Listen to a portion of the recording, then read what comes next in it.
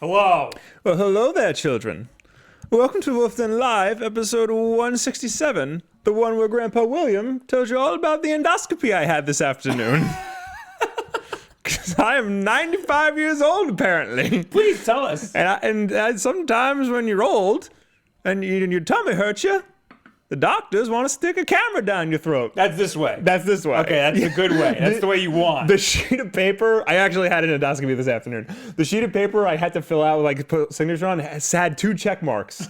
One for endoscopy, one for colonoscopy. And I thank the Lord. Endoscopy. You got the good one. Yes. You got the one that you want. I got the good one. Hello, Mr. Luna. Hello, Kozaku. Hello, Just a Hair. Hello, Ben. Hello. I'm not reading that name. Kate. Hello, AJ. Hello, anyone and everyone who is here. Lethal Storm. Hello. Let me get a yeet in the chat for Will's endoscopy.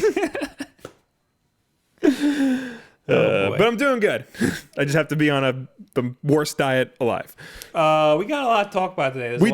There are no stories, and whenever there's no stories, there's all so the stories. many stories. There's all the stories. Yeah, there's no breaking news, but there's a lot of little things. Yeah, and it adds that are up. going on. Yeah. But also, before we get to that, I'd like to give a shout out to we got Striker XL for 2 months being a member here on YouTube. Thank you. We got the Geek Chick. We'll throw back for you. 5 months, which is late. Yeah. Ass. Been a supporter for how many years? Yeah. Anyway, Angel Reyes, 15 months. Now that's what I'm talking about. That's a supporter. Thank you for being a member here on YouTube. Anyway, we got a lot of yeets here in the chat, Will, for you. For you and your throat. You discover any new talents today because of that? No. That was a joke. No, I wish. That's a little, you wish? I discovered that when I come out of anesthesia, I'm giggling like I got hit with Joker gas. Oh, that's good. Yeah. Mango Head Salt with $5. Will, who's your favorite and least favorite member of The Shield? My fave is Ambrose, and my least is Rollins. Really? Shield, I get the wrestling stable. I was thinking. Yeah, I know. Yeah. Really? Rollins is your least favorite? I guess because Nobody likes him. Nobody likes Roman. But that's right. because Two R's. Everybody's turning over to liking Roman because he just got done overcoming leukemia. I have a friend who's mad that he's overcoming leukemia. Like they should have written that better or something. They should have written his cure for leukemia better. Yeah, exactly. I used to like Ambrose a lot, but then I just I feel like they wasted him, and I get why he's leaving. So I guess now my favorite is Rollins, and my least favorite is Ambrose. So the exact opposite of you.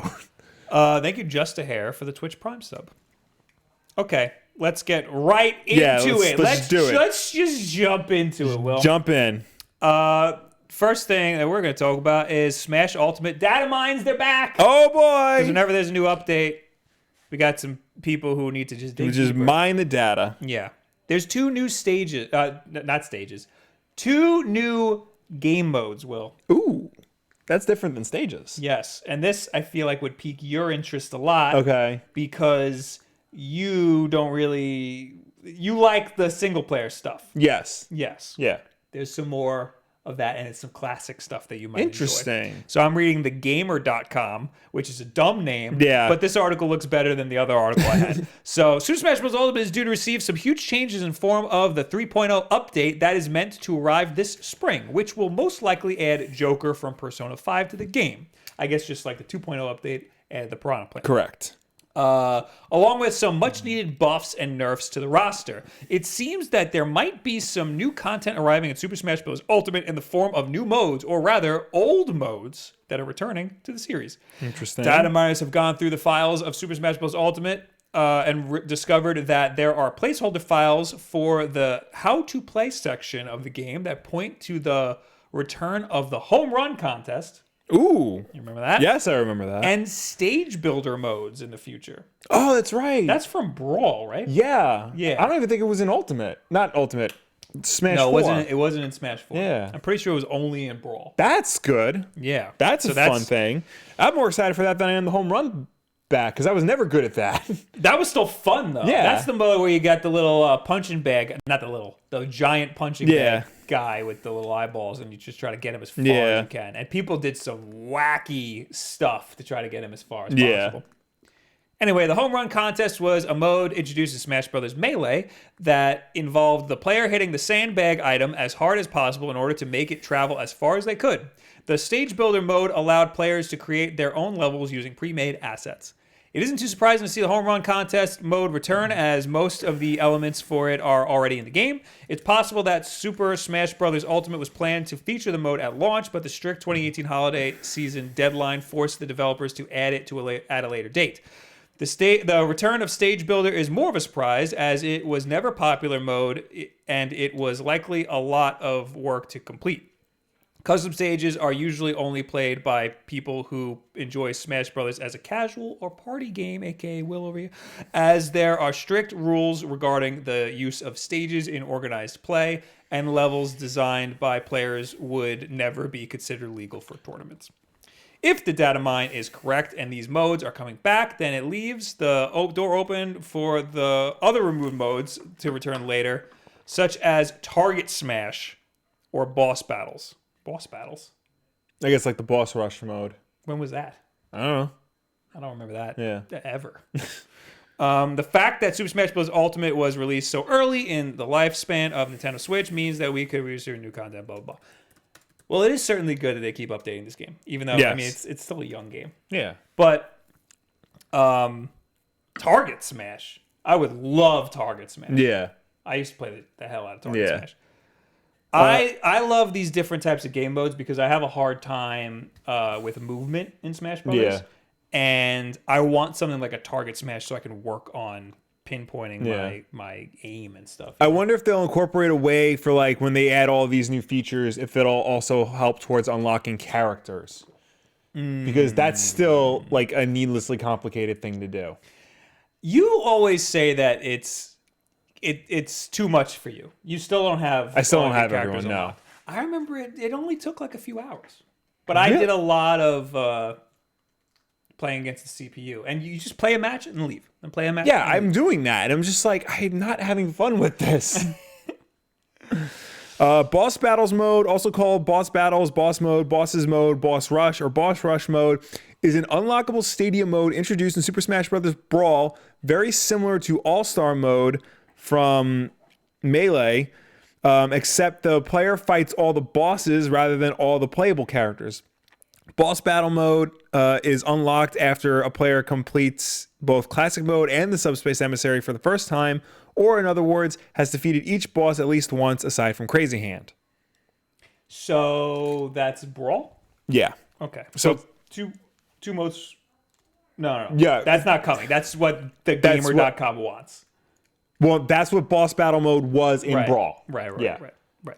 So it stands to reason that they might do something similar for Ultimate. Like you have to beat all the bosses in order to unlock. Well, yeah, because there are bosses in Spirits mode, so that would be pretty easy to do. I just don't think nobody's like, I don't think anybody's clamoring for it. Yeah, but nobody needs. Oh, but it's an boss interesting thing rush to for it. have. It's a good practice. I think the home run contest is awesome because people do some wacky stuff with the home run contest. Oh yeah. There's some look up world records for the home run contest. It's insane what these people do. I would love break the targets though. Yeah. That is awesome. That's something that I really like. We have a classic mode, but it doesn't have break the targets in it. It has some other stuff. It has like a run from the wall of fire mode. Yeah, which is fine. Yeah. But, I want my old break the targets. Because break the targets was unique for every character. Mm-hmm. Well, I don't know if I want that because you got to make 80 different break the targets. But that was another one. People have some insane world records for that. There's one for Link that is just the dude uses literally every single ability that Link has and does it in like a split second and breaks all the targets in one shot. Just a hair with $2. Thumb grip update, Skull & Co. Good. Thumbs don't slip. Nice. No, not nice. Satisfy. Oh, right. Yeah, Satisfy no, grip. you screwed up. What the hell, man? A lot of people talk about Waluigi. Get him out of your head. Yeah, you We gotta. need that in our lives, okay? You gotta just get over it. Just let it go. Yeah. Dude. I think when I was looking this up, I saw a headline for an article that said, "Finally, they've added Shrek to Super Smash Bros. Ultimate." It's a picture of Shrek in Super Smash Bros. Ultimate for some reason. That was funny. Also, Lethal Storm in the chat said, "How about an online tournament mode? There are a lot of problems with online. Yes, I tried to set up an online match with my friend, and it was a pain in the ass to do. Oh, I played Tim last night. That was the friend I was referring to. I played him. LP Soldier Yeah. over there on Twitch. It went pretty well in my favor, Will, I have to say. Yeah, the online stuff. I mean, the battle arena is like, it's cooler than I would expect Nintendo to do. Right. Because you have the spectator stands, you got the waiting room and everything. That's like cool. It's like Yeah. they put a lot more than I would have expected them to put. However, they need to add more moderation and stuff. Oh, yeah. Because they have all these different things. They didn't flesh it out enough. You know, go all the way. Don't half-ass it. Also, it drops all the time. Yeah. It's a mess. You do have the ability to kick players out of the room, which is great. But you need to have the ability to drag players to where you want them to be because nobody listens. They all go wherever they want. But I want these people to play it now. No, I want these people. Or like Lethal Storm said, a freaking tournament bracket would be awesome. That would be nice. Because you can do a tournament bracket, but I think it's only local. I might be making that up. You can't do it online. It sounds like something you can't do online. Yeah. But there's some online stuff I'd like them to fix. Yeah. Also, AJ thinks he might be onto something, that there's some weird conspiracy stuff going on with the Smash Online. Like when a player drops, Yeah.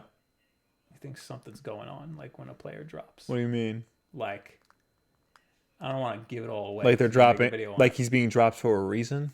No, like Nintendo tries to hide that a player dropped. Oh. Yeah, some weird stuff going on. Interesting. Some weird stuff going on. Interesting. Yeah. Anyway, that's all we got for this Smash Brothers news. But home run contest, I'm excited for. Yeah. Stage builder, career level is cool. That's always a cool thing. That's really cool. Yeah, I mean we have a million more assets in this game than we do in any of the other games. So also we're getting Mario Maker. Yeah. So I'm seeing some overlap going on here. Yeah. You know? It'd be nice if the stage builder could allow for some sort of single player gameplay. Yeah. You know? Put some AI characters in there and stuff. And have like a linear left to right. Make your own subspace emissaries. Yeah, I was gonna say, yeah. Yeah. But I don't know about that. Yeah. Piggy Lover 3000 says, how old are you, Bob? I'm 2 years younger than Will. So what'd you say before? 95? Yeah, something like that. So I'm 93. Yeah. Oh, hey, Jay Gordon, thanks for the €5. British pounds. Oh, yeah, because of Brexit. Because of the separation. Yeah. Okay.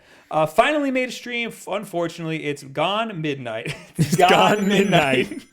Here, so to bed soon. Can you read all that in a British accent? Because I can't read it in English. I got to make sure I don't go into Australian. Oh, fine. No, that's Australian. Just do Australian. Oh, finally made a stream there. Unfortunately, it's gone midnight, and so to bed soon. If only there was places to listen later. Winks at Will. Oh, that's for you to say. I'll do that at the end of the show. Oh, okay, all right. You gotta wait. All right. Teriyaki 2-piece says ranked play with actual preset competitive rule set. That's another problem. You haven't done quick play online or anything. Not online. So if you enter quick play, it just it tries to match you up with people who have the same rule set, the same preferred rules as you. Yeah. So if you have 3 stock, it'll try to match you up with people who also have 3 stock. If you have no items, it'll try to match you up with people with no items. But it doesn't do a good job, and half the time you end up with... I mean, not half the time. I'm going to say 5% of the time you end up with somebody with, like, items on. Right. Or stage hazards or something wild. A little more often than that, you get, like, an increased timer, like a shorter timer, or... I get Omega levels a lot, which is fine. I don't really care. But I have it preferred to Battlefield, but Omega's fine too. All right. What's next? I have everything out of order. Well, before we continue, I just want to address something real quick. Joseph Broussard said, Take-Two, the company that creates GTA and Red Dead Redemption 1 and 2. I think I missed a comment from earlier. The people were commenting about this recent rumor that Sony is going to buy Take-Two. And I don't think it's that it's true. I think Take-Two is too big for that. I wouldn't be surprised if Take-Two is bigger than Sony. In terms of gaming, yeah. Yeah, it's the gaming section of Sony. Yeah. Yeah. So I don't. But the gaming section is their biggest section, isn't it? No, the real estate is. Yeah. But I don't think Sony. That'd be weird. I wouldn't be surprised if Take-Two is bigger than the technology section of Sony. Right. Yeah, that's including cameras, including TVs, including gaming. So, I think I don't even know like what exactly this rumor is based on. I think like something involving stocks, which I'm still not 100%. Once stocks get involved, yeah. So Take-Two, the stocks are $96 a share. Yeah. Can we even look up Sony? Initially reported by MarketWatch in the stock market overview pertaining to Boeing and Brexit, a small note about Take-Two Interactive popped up. MarketWatch has since revised the article, but the full pertinent section previously read, Take-Two Interactive software stock climbed 4.7% on rumor that Sony Corp is in advanced board-level discussion to acquire Take-Two Interactive in a mostly cash deal that would value the company at $130 a share. Right now, Take-Two is sharing at $96 a share. Yeah. And Sony Corp is sharing at $46 a share. Yeah. How is Sony gonna buy Take-Two? Yeah. Doesn't make any sense. No. Later on, per gamesindustry.biz, Joel Kulina said, "This is purely unconfirmed market speculation that is making the rounds. I'm not the source of this story in any regard. And not sure who quoted me as I didn't speak with anyone over the phone." Take-Two is a really big company. Yeah, because they don't just own Rockstar and like GTA and all that. They also own 2K games. So like the NBA 2K series, which is a behemoth in its own right. Things like the Mafia series, things like BioShock, you know. They make an insane amount of money on the basketball games. Yeah. Even we saw that those rank in Japan for like top sellers. Yeah. The basketball game. Yeah, That's crazy. basketball's big in Japan. But besides that, freaking Grand Theft Auto, which is always a top 10 seller. Yeah. Always. It was top 3 for the first like 2 years it was out. Yeah. So they make a lot of money. Yeah. So, and if Sony bought them, that'd be crazy. Yeah. That'd be great for them because then they'd basically be taking Grand Theft Auto and all these basketball games away from Microsoft because they're not going to play as nice as Microsoft. Yeah. But I don't think they have the type of capital to do that. That'd be crazy. So I just wanted to touch on that real quick. It's a rumor, but it doesn't sound like it's a founded rumor. So ignore that. We'll be following it as the story progresses. Stay tuned to youtube.com/wolfden as the story continues. Mr. Luna says Spawnwave talked about it. So also stay tuned to Spawn. Yeah, stay tuned to youtube.com/Spawnwave. All right. Somebody also asked what our mains are. I main Captain Falcon, and I've been dabbling in Roy a little bit, but I can basically only play Smash Brothers as Captain Falcon. Anybody else, I fall apart. When I was playing at my friend's house the other day, because he has all the characters, I was doing really well as Snake, so he might be my main. I'm gonna send you a bunch of competitive Snake players. You gotta learn. Yeah. They just throw grenades the whole time, and you could be a damn good Snake. I could. A Snake plays way too different than everybody else. Yeah. So I can't touch him. All right, moving on. Where are we? What do we want to talk about? Let's talk about Fortnite, I guess. Fortnite. Can't believe Fortnite's still a thing. Oh, it's going to be a thing. It'll be a thing until the next big-ass free game comes along. Well, that would be Apex Legends.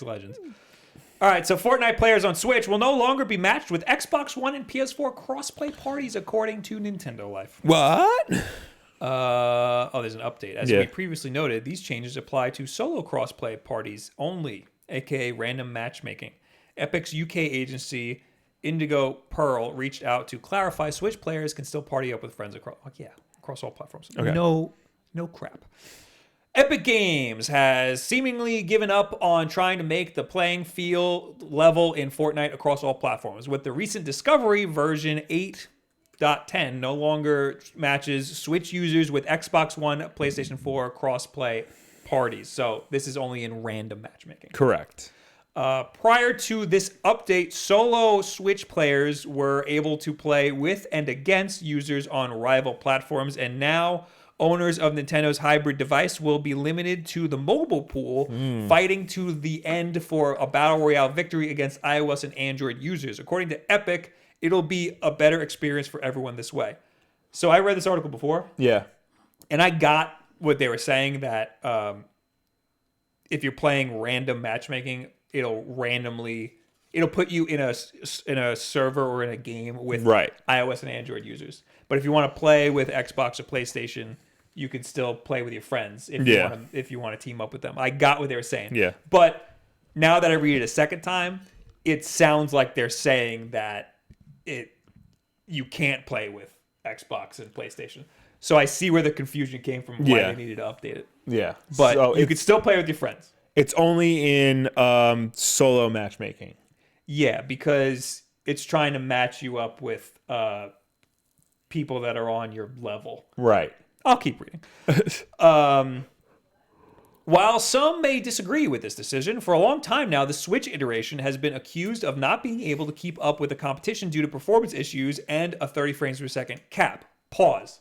I didn't think that 30 frames per second was a big deal versus 60 frames per second. Like, really, am I going to be that much worse by playing on 30 frames per second? Probably, yeah. The 60 frames is a faster response time. I know, but what? That extra half a frame is really gonna make me like ninja over here. Yeah, it's gonna make you ninja. But this is what sold me on Okay. matchmaking to mobile. At the start of this year, a bullet glitch was even discovered by Digital Foundry, revealing how higher performing versions of the game on other platforms had an advantage in battle, with the gunfire rates in these versions able to deal more damage per second than 30 frames per second version. Meaning that the DPS rate is attached to the frame rate, which is so dumb, but that makes a lot of sense why you would then want to lock it down to other 30 frames per second consoles.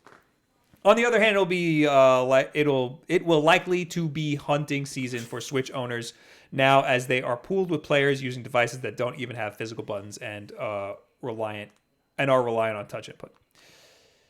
That was going to be my point. If you want to get a lot of kills, now's your time. If you're a Fortnite Switch player, you are going to be 1,000 times better now in games. Yeah. AJ. Unless you play against a mobile user who also uses a joystick. Yeah, or whatever the Switch knockoffs were. Yeah. Remember? The Switch knockoffs that came out before the Switch. The little controller things. Yeah. Steel Series, whatever. So I think this is fine. I mean, if you want to play with your friends on Xbox or PlayStation, you still can. It's the best way to level the playing field, though, I think. And Yeah, it has to be done this way. Yeah. I mean, it's the same thing if you play with a controller on PC, they will match you with Xbox and PlayStation players or other players playing with a controller. If you plug in a mouse and keyboard into your Xbox, it'll match you up against PC players. Right. I think that's super smart. Yeah. And because of this DPS issue, since it's locked to the frame rate, I think they have to do this. Yeah. Or fix that issue. But maybe that issue is too hard to fix. Yeah. So I really don't think it's that big of a deal to do this. It's going to be a big deal to iOS and Android players because now they have to compete with people who have actual controllers. Yeah. These people are going to be much better than they are. But it's great for Switch players because now we have the advantage. Yes. So, and it matches us up against people who are definitely going to suck significantly more. So is this going to get you to play Fortnite? Yeah, maybe. I don't know. Have you never touched it? No. I booted it up once and that was it. Like at E3 when it got announced, right? Yeah. So you have it on your Switch. I have it on my Switch. My wife's cousin actually played more of it on my Switch than I ever have. Oh, so now your account says that you have hours logged in. Yeah. Nice. Thanks, Jared. All right. Lethal Storm says, oof, that's the speed being attached to the FPS, trying to think of what game did that. That's like the speed being attached to the speed being attached to the FPS. GoldenEye. Yes. If you look down, Yeah. you run faster. Mm-hmm. AJ says, I will still literally never opt to play Fortnite. Do you want to stay in this world and go to what you picked? EA pays Ninja? Yeah, let's do that. You moved it, so I don't know how I got it. Oh, I cut it. Hold on. Oh. It's under the Fortnite. It's under what we just talked about. Okay. Here we go. Citing an anonymous source, Routers published a report today saying that publisher EA has paid Ninja $1 million to play Apex Legends and tweet about it the day after the game launched on February 4th. Jesus Christ. Ninja has over 13 million followers on Twitch, meaning that anything he streams will get an astronomical amount of exposure. That said, even by Ninja standards, $1 million is a significant chunk of change. In December, he told CNN that he makes $500,000 per month and a lot more in a good month, quote unquote. Although Kotaku has not been able to independently confirm the veracity of Router's report, two people who have worked with Ninja said that he was paid $600,000 for one event last year. Those people who requested anonymity because they were not authorized to speak about the deal asked that we not name the event. When asked for comment, Ninja did not reply, and while EA declined to go into specifics, an EA rep did tell Kotaku that the company had a multi-part marketing program for Apex Legends that included paid engagement with some content creators at the launch of the game as we look to quickly introduce the game to the world. However, they said that the paid streams were short-lived. After midday on February 5th, the day after release, all Apex Legends streams from content creators were completely organic. The rep February 5th? February 5th. Okay, the game came out February 4th. Correct. So and Ninja was paid $1 million to stream and tweet about it the day after it launched, which would be February 5th. So what the hell does that mean then? They just said that they paid... EA just basically lied. Okay, keep reading. The rep also pointed to a disclosure policy streamers like Ninja are required to adhere to. EA requires full disclosure and transparency with every game changer, content activation, or paid sponsorship that we are involved in. This is mandatory for every country, language, or influencer that we worked with. We do not partner with influencers, agencies, or talent who do not support proper disclosure. It does not go into how often streamers are required to disclose sponsored content or what exactly proper disclosure entails, nor how prominent placement of said disclosure needs to be. This can lead to confusion given that streams often last for many hours. Case in point, on Apex Legends launch day and the day following, the author of this article watched hours of streams from both Ninja and fellow Battle Royale kingpin Shroud. Both had stream graphics that indicated that they were part of the Apex Legends Partners program, but during the time that the author watched, neither outlined the exact specifics of what this program entailed. Shroud alluded to aiding in the game's development as a consultant, but he did not disclose the terms of his compensation. There is no denying that EA's decision to partner with big streamers had an impact. On Apex Legends launch day, it doubled Fortnite's concurrent viewership numbers, pulling in a coup that days earlier nobody thought would be possible. More than a month later, Apex Legends remains a Switch top 10 mainstay, often occupying a spot among the service's top 3 most viewed games. That is via Kotaku. Yes. So what the hell happened? So while you were saying that, I looked up. Apex Legends came out on February 4th. Correct. I tried to look up Ninja's Social Blade. Yeah. To see if it even moved that day or was any different. Yeah. But it doesn't go back that far. It only goes back to February 12th. So Kotaku has a source that said that he was paid $1 million Routers has a source that says he was paid $1 million to play Apex Legends. To play Apex Legends and tweet about it. The day it came out.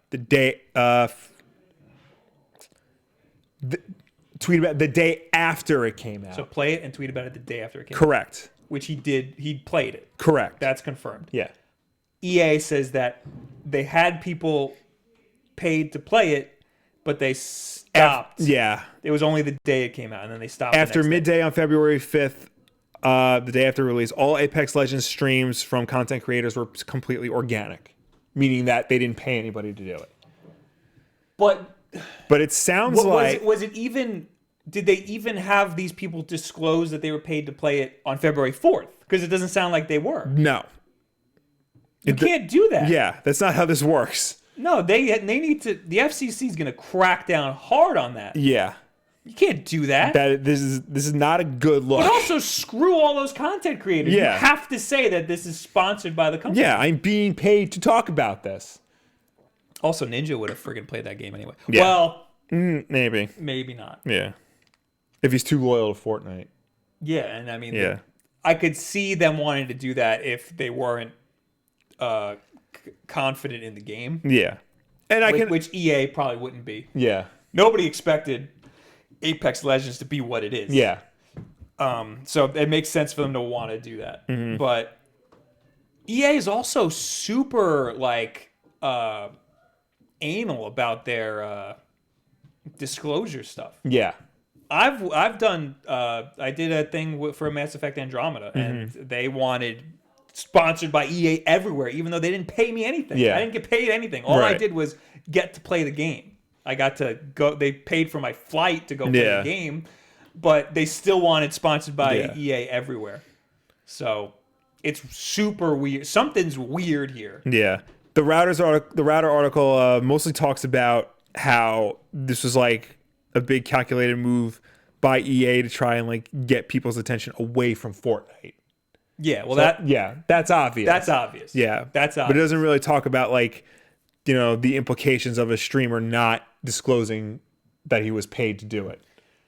We also a few weeks ago heard about. I don't know if we talked about it on the show, but I talked about it on Twitter. They had people review Anthem. Yes. And it was the same thing that they did with Mass Effect Andromeda, and I was one of those people. Yeah. They fly people out, they play the game. They call it like their game changer initiative, whatever. Yeah. They play the game early, and then they get to make a video and post it.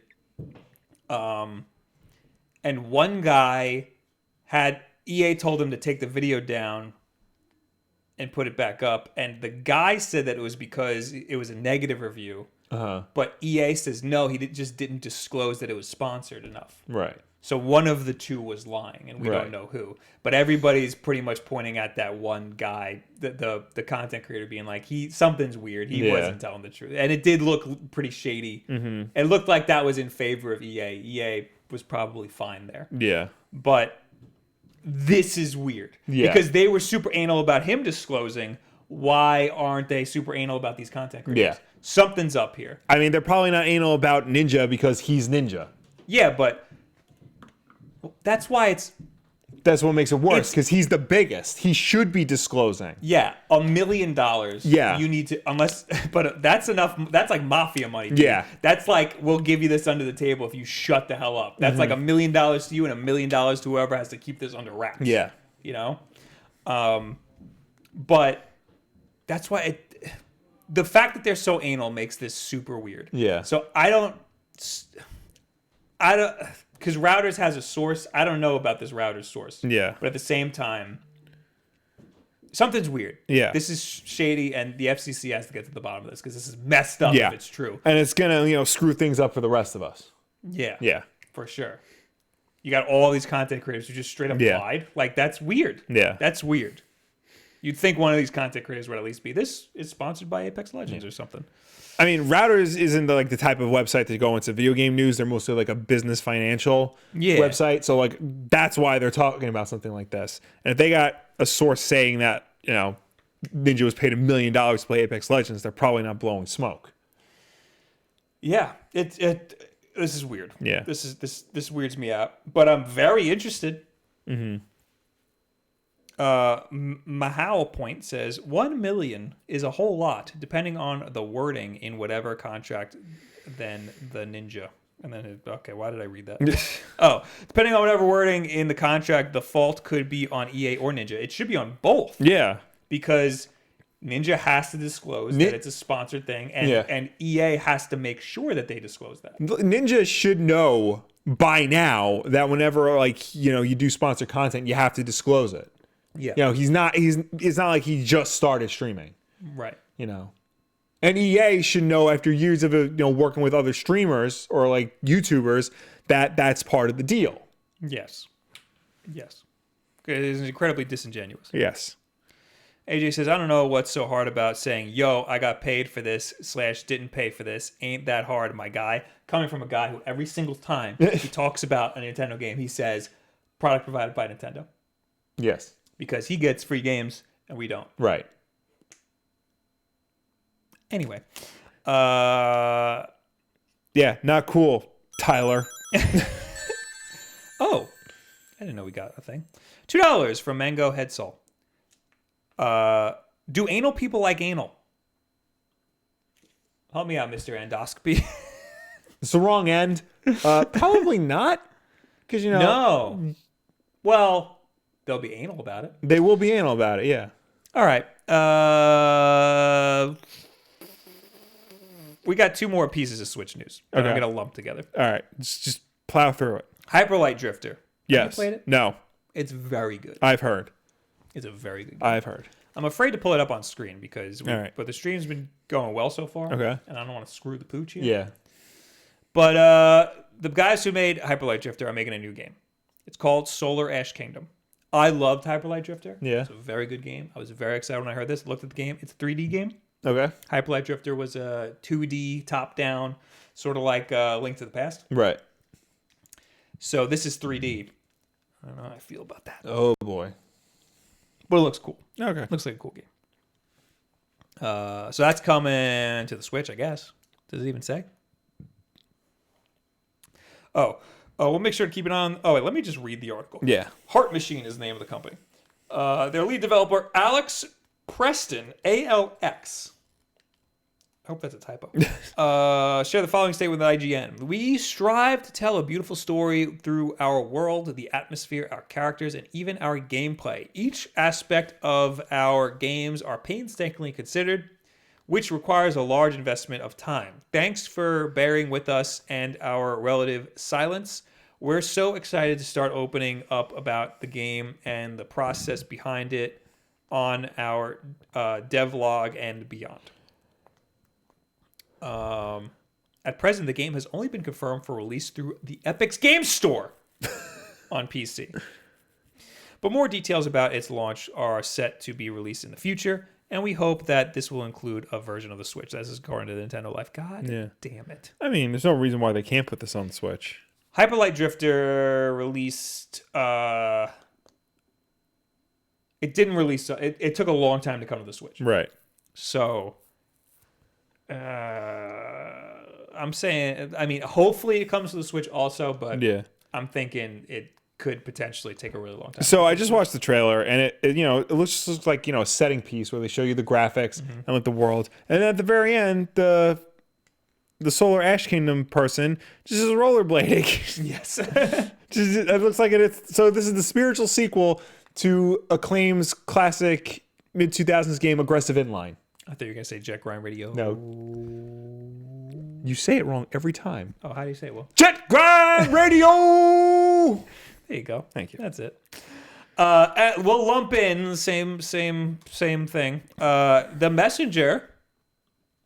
You still haven't played it. I almost bought it the other day. I bought the Sega Genesis collection instead. I saw you boot that up the other day. Yeah, it's fun. It's a great conversation piece because I could show it to my friends of my age and be like, "Oh man, that is cool." See if this works. I have my own, so I will give that a shot. Yeah. Can't believe you bought one. Long story. Anyway, Will, yes, why don't Bob. you wait? Because according to Nintendo Wire, the Messenger's getting a physical release. The Messenger is the next in line of beloved Nintendo Switch indies to get a limited physical release, available only through special reserve games who have never heard of before. Yeah. The pre-orders for the Switch or PlayStation 4, if you're into that, version go live on March 19th. That's pretty soon. With the game shipping out in June. That's a long time. Yeah. Pick up a physical copy of the Messenger for $34.99. Yeah. That is so much money. I know. And what is it on Switch? That's $20? Yeah, that's like 80% the price. I mean, 180%.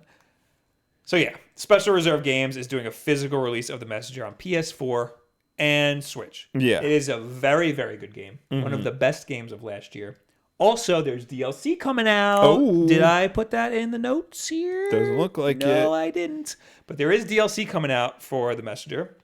When is that? And they showed like a video of it on Twitter. Yeah. And what they showed is basically the level from Shinobi 3 when you're surfing in the water. Yes. It's basically that. Yes. It just is coming in 2019. Nice. I think it might be at PAX. Ooh. But I didn't see, I Yeah. didn't get an email about it. So I want to check that out. I'm looking at all the other games Special Reserve Games seems to have done. They've got a whole bunch of Enter the Gungeon stuff. It looks like they're also doing Downwell and Minute.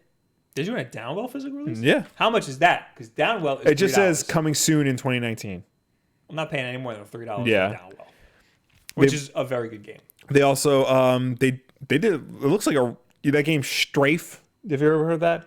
Yes. Yeah, they did like this really cool bundle for that where it comes with like floppy disks and a cassette tape and like a awesome. big box PC game. They did Shadow Warrior 2, The Big Wang Reserve.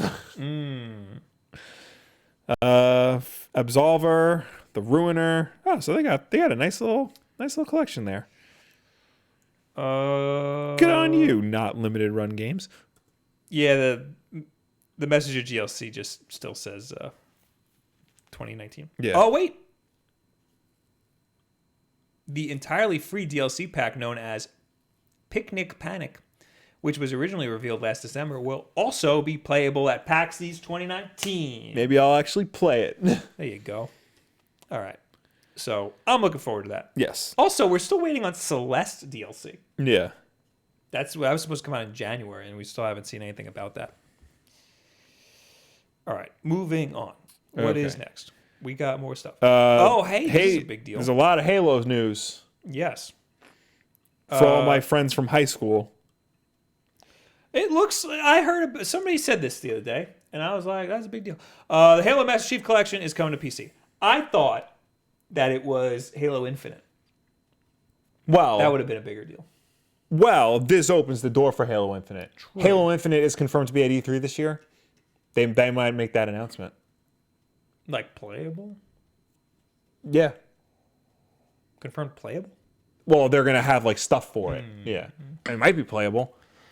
According to Polygon, the Master Chief Collection will launch on Windows PC later this year. Developer 343 Industries announced today during an episode of Inside Xbox, which I didn't watch. I heard Inside Xbox is not good. It's not.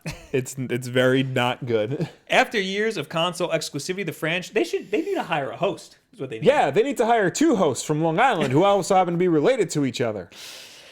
After years of you mean the Moriarty brothers? Yes. After years of console exclusivity, the franchise compilation will be available to purchase from both the Microsoft Store and Steam. That's a big deal. That is also coming to Steam. That is the biggest news in this Yeah. article, that it's also coming to Steam. That's crazy. Yeah. Because I would expect it just to be the Microsoft Yeah. Store because of all this little PC tiff. segregation going on. Don't expect the entire Master Chief Collection to arrive at once, though. 343 Industries will first drop Halo Reach, which is not part of the Master Chief Well, Collection. I put another article in there because the other big news was that Halo Reach is coming to the Master Chief Collection. So you have the Master Chief I had Collection. it came free with my Xbox. So does that mean you're getting Reach now? I have to pay for it. Explain. Okay. The Halo the Master Chief Collection came with Halos 1 through 4. Correct. And all the DLC and online multiplayer and all that. Does that wonderful include stuff. ODST? No. Not that I want it. No. ODST is paid DLC. Okay. It was free if you like bought it within the first like 6 months, but I didn't. Weird. So I got to pay like I think $5 or $10 for it. Okay. It's not expensive. But now they're adding Halo Reach to the Master Chief Collection. Okay. Yeah. Okay. Well, anyway, the newly announced addition to the Master Chief Collection. After that, the plan is to release each game in chronological order: Halo Combat Evolved, Halo 2, Halo 3, Halo 3 ODST, and Halo 4, and then Reach, I guess. No, Reach is first, okay. And then Halos. They're gonna add Halos. Reach will be the first on PC. Correct. Why? I guess that's the easiest because it's the latest. Yeah. That's dumb. Well, Combat Evolved was on PC. But like the original version of Combat Evolved, not the remastered version. All right, PC fans will be able to buy them on an individual basis as the developer works towards completing the full set. 343 Industries' Brian Jarrett said the developer, with assistance from studios Splash Damage and Ruffian, never heard of them, is working to make the Master Chief Collection a, quote, first-class experience on PC. Only Halo Combat Evolved and Halo 2 have ever launched on PC in the past. Microsoft released Combat Evolved on Mac and Windows in 2003, 2 years after the game's Xbox debut. Halo 2 followed in 2007, nearly 3 full years after it hit Xbox. There's no specific date for Halo, the Master Chief Collection, to begin its rollout on PC, so keep your ear to the ground for now. They said that they're going to release the games individually so that, they're not waiting for everything to come. They figured, roll it out so that at least the fans get something. I thought it was interesting when I read that Halo Combat Evolved released on Mac and Windows in 2003. Well, it was originally supposed to be a Mac game. Right. Then I remembered Bungie was a Mac developer before Microsoft ate them up. Yeah. That's kind of cool that they still let that happen. They were like, yeah, whatever. Yeah. You can make it. You can just do it. So, I mean, that's cool, I guess. Here's the thing. I think playing Halo with a keyboard and mouse is sacrilegious. Kind of is. Because Halo pioneered modern first-person shooter controls on console, and it was a friggin' console game when it came out. It was Microsoft's flagship. It was Xbox's flagship title. Yeah. So, still is. Yeah. So it still is, even though there hasn't been one in forever. Yeah. So don't play it on PC. And if you do, plug a controller into it. Yeah. I'm sure it'll have controller support. Yeah, of course. Yeah. Every freaking. But I mean, this is a big deal because Microsoft has been moving more towards like cross-platform play for years now. A while back, they said every Xbox exclusive will also be playable on PC. And like everyone was wondering, what about Halo? This is like the first step towards that. I guarantee you now, because of this, Infinite will also debut on PC. This is, Maybe Halo, not on Steam, but definitely on the Microsoft Store. Microsoft is inching more and more towards their service. Correct. Their plan, like Xbox and PC singularity. Yeah. This is more evidence to that. And when if Halo Infinite also launches day and date with PC, that's it. Yeah. They are full-fledged singularity between Xbox and PC. They don't care what you buy. Yeah. As long as you're just playing their game. All right. Which is cool. Yeah, I mean, listen, I'm all for more people being able to play the game. I should also note that the Halo Reach will be updated with 4K resolution, HDR graphics, and 60 frames per second, just like all the other games in the Master Chief Collection got. Can't wait for those 4K animations. Halo Reach's multiplayer content, including the Forge and the Theater, will be automatically included for everyone who owns the Master Chief Collection, while Reach's campaign and firefight experiences will be offered together as a premium digital add-on. Xbox Game Pass subscribers will have access to the entirety of Halo Reach within the Master Chief Collection as part of their subscription. Halo Reach will look and play just as great when it lands on Microsoft Store and PC and Steam, with campaign, multiplayer, and firefight available for purchase as the first step in this PC journey.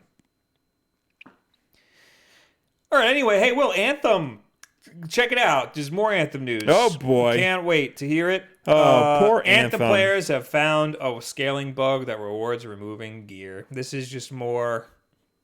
We talked about Anthem last week. I forgot why. Oh, because it was breaking people's consoles. Yes. Hey, guess what? It's still broken. Oh, boy. I'm not going to read the whole article. Yeah. Let me see if I could just find the meat of it. Usually just skip the first paragraph. This is according to Polygon. A brief explanation is that removing your support items increases your damage because the most recent patch scales damage based off of your average item level. Removing low-level items doesn't make the slot a 0. It removes that slot from the average calculation altogether. That means that unless you have a full set of end-game gear, it's mathematically more powerful to just abandon the low-level items that would drag your average down. You will do as much damage as you would if you were decked out in the best gear around. So here's how. Yeah, explain that. I'm thinking about it like Destiny. Okay. So in Destiny, you have a helmet piece. Uh-huh. You have your chest piece. You Right. got your leg piece. Okay. You got your gun. Right. All of those add to your light level. Right. So if your head's 100, your body's 100, your legs are 100, and your gun's 100, that's 400 light level. Right. All right? Okay. Feeling me? I'm following you. Anthem takes an average of all of those. Okay. It doesn't add them all up. Right. It's taking an average. Okay. So if you've got a head piece that's 100, a body piece that's 50, Mm-hmm. a leg piece that's 100, and a gun that's 100, instead of 350, It's 75 or something. yeah, it's something Yeah. weird. So if you want to get it all up to 100%, you just take the body piece out, whatever is the Right. lowest, and you take that out, and then it averages to 100%, and then you're maxed Yeah. out. Okay. So in order to achieve the max, you just get like one item that's a max and remove the support gear, and you're max. Interesting. Yeah. Yeah. Game's broken. Yeah. Is the moral of the story is game's Yeah. stupid and broken. It's a shame because it looks so beautiful and so much fun to Yeah. play from what I've seen. But all I've ever heard is about how broken the game is. Yeah, this is not a good look for BioWare or EA. It's sad though because I heard all the same stuff about Mass Effect, and Mass Effect was good.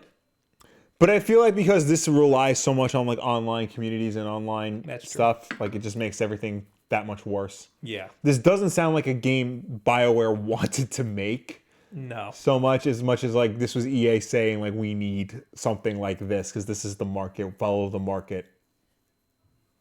It's sad. Yeah. So now they're probably going to close down BioWare and say, oh, it was their fault. Yahtzee Crow Show had a good bit because he reviewed Anthem last week and he said, EA is like a petulant child, always wants, trying to chase market trends. And BioWare's like, you have the Star Wars license. Can we make KOTOR 3? No, you have to make Anthem. You have to make Anthem. Then Anthem comes out and doesn't do good. Why did you make Anthem? You should have made a Star Wars game. EA needs to be stopped. Better. Somebody needs to buy BioWare from EA. Yes. Sony should do it. Microsoft, you have all that money. You're buying Microsoft. you're buying up studios left and right. You worked with them with KOTOR and Jade Empire and the original Mass Effect. All right, they got to do it. Yeah. Now would be a good time because Anthem's out. What do they have in the pipeline? Yeah, nothing. So, Anthem support. the end of this article says, indeed, the sense of progression and growth is one of the most important parts of a loot shooter. A javelin is meant to be a powerful tool and an expression of a freelancer's personality. There's a lot of Anthem words in there. Yeah. Javelin is the armor or like the suit. Freelancer is what you are in the game. Hopefully, BioWare can tweak their systems to make equipping a javelin much more satisfying. Hey, you know what you should play instead of this game? Warframe. Yeah. It's like the same situation going Yeah. on. What was that? What did we get here? We got $5 from my very best friend on the planet, LKM Cherokee. Hey, Will, thoughts on Flash 66 and Batman the Grim Knight? Also, thoughts on all the comics I didn't read from last week and still haven't read. Flash 66 was, fine, I guess. Batman the Grim Knight was cool. I liked all the twists and stuff they did with Batman's origin for this new like Grim Knight Punisher version of Batman. That was about it. I'm not as into that as like every other critic on the internet seems to be. Also, I'm not a big fan of Eduardo Rizzo's artwork. I'm sorry. Everybody loves him, but I think he's just okay. Ignoring all of that, and while we're on the topic of Anthem, I want to talk about The Division. I was very excited for The Division when it first came out. I waited 2.5 hours to play it at E3. Immediately disappointed at how it played. Yeah. Did not like it when it came out. Yeah. The Division 2's out. Yes. Well, I think it's out for people who pre-ordered the game. Yeah, something like that. Because It's they like a stagger preview. releases now. I'm just so not interested at all. Like, Yeah. I used to love these types of games, like The Division, Anthem, Destiny, even Warframe. Like these are the types of games that I was really hoping for, because I don't like MMOs because most of them have these like weird game mechanics that I'm just not into. Yeah. But this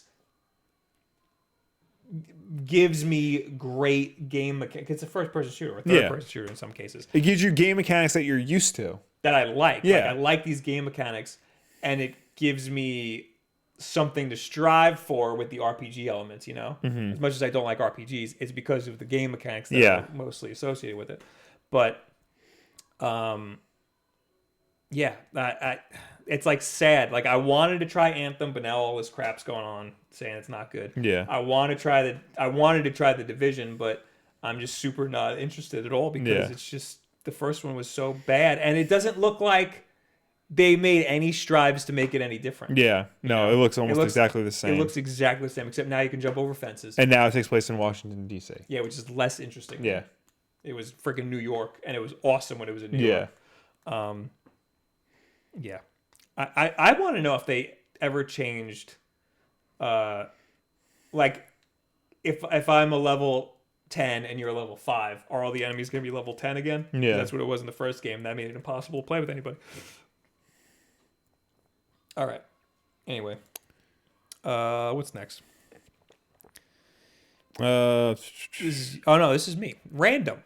Extremely rare Nintendo World Championships cartridge found in an attic. Oh, yeah. I watched the Metal Jesus Rocks video on this. I did not. I saw it in my suggested. I don't like how she's wearing gloves. Yeah. Well, how else are you going to take apart if this is authentic? No, I'm happy she's wearing the gloves. Mm-hmm. The thumbnail looks weird. I'm weirded out by it. Okay. It's like she's making a sandwich with that. While you can pick up many NES games for next to nothing, there are several cartridges that fetch eye-watering prices these days, especially in good condition. Just last month, a mint, unopened copy of the original Super Smash Mario Brothers sold for over $100,000. Sorry. That's all well and good, but Super Mario Brothers carts are 10 a penny. It's the rarities like stadium events or the Nintendo World Championships cartridge that really gets our juices flowing. Oh boy. This is Nintendo Life's words, not mine. Yeah. And to seem like a copy of the latter has surfaced in the wild. The cartridge was produced in very limited numbers for finalists of the 1990s Nintendo World Championships in the US. 2 variants exist, gold and gray, and they're among the most sought-after items for video game collectors, occasionally cropping up and commanding impressive prices. The video below from retro gaming YouTuber Metal Jesus details the latest super rare find. The gamer in question, Tim, found the game in his attic and contacted Metal Jesus for advice. His brother apparently played in the tournament, which explains how it came to be in his possession. Heading to Pink Gorilla Games in Seattle, he got the cartridge authenticated, and it appears to be legitimate. There's still time to raid the piggy bank if you need the unique piece of Nintendo history in your life. You'll need one hell of a piggy bank, though. According to the video, Tim has already had an offer for $23,000 for the cart. If you'll excuse us, we're off to double the trip. Okay, I'm not reading the rest. Yeah. Everybody wants this. Nintendo World Championship is, at this point, the rarest and most sought-after collectible in all of video games. The most valuable, I should also add. Especially the gold card version. But the gray card version is still rare and, will obviously catch a pretty penny. So the gold cart is what the winner got. No. So I looked this up before because I wasn't sure about what the differences were. I think the gray cart is what the winners got. The gold cart was a contest for Nintendo Power. The gold cart? Yes. Oh. I thought the gray cart was what they played on or something. It might be what they played on and then they got to keep it. Oh, okay. Because it has switches visible. Yeah. That you... So they both do. The gray and the gold. Okay. Nintendo World Championships competition was based on a custom NES cartridge by the same name. 90 copies exist of the official gray cartridge, given to finalists after the championship's conclusion. Okay. Another 26 copies exist in gold and were given as prizes in a separate contest held by Nintendo Power Magazine. So you're right. The cartridge is considered to be the most valuable NES cartridge ever released and is one of the rarest, with collectors having paid more than $15,000 per copy.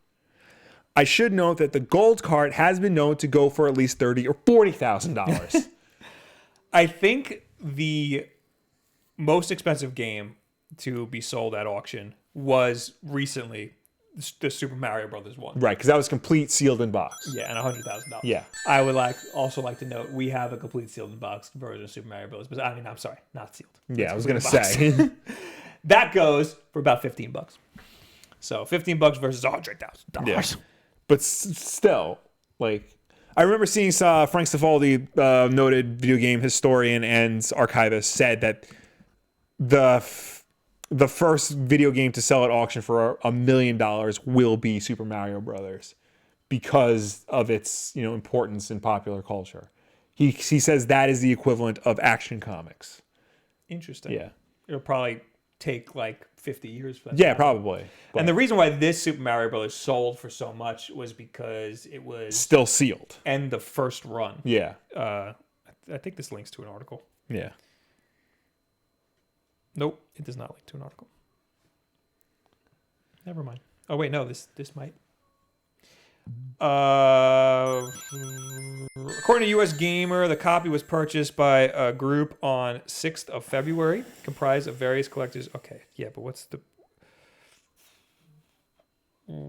the reason it fetched such a high price is linked to the rarity between 1985 and 1986 in New York and LA.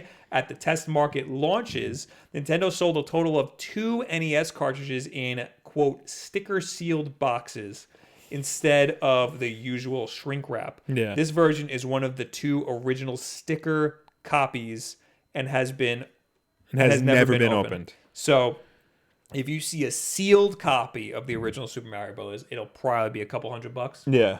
But This is sticker sealed. this is with a sticker, and it was only sold at the test markets in New York and LA. Therefore, this is $100,000. Yeah. Oh, I'm sorry, $100,000, $150. Oh, $100,150. they had an extra $150 Yeah. to throw in there. Somebody raised their hand and was Yeah. like, "Okay, fine. I mean, I'm already losing $100." Yeah. And it's rated a 9.4. That's good. Ours is rated very good, I have to say. Yeah. Also, it's one of the five Five-screw ones? 5-screw ones. So it's probably a Famicom game with a converter in it. Yes. I think that's what that means. Yes. It's one of the early ones. Yeah. That means it's an early one. We have a couple copies. Yeah. I want... One of the copies I don't have of the original Super Mario Brothers is the one that's Super Mario Brothers Duck Hunt and Stadium events. Track and field. Track and field. Yeah. Track and field. Yes. I don't have that one. Which... I still have video games in New York, but everything there is expensive. All right. Oh, hey, we got a notification. Track meet. Sorry, it's track meet. Zombie Moose 82 with $2. Will the next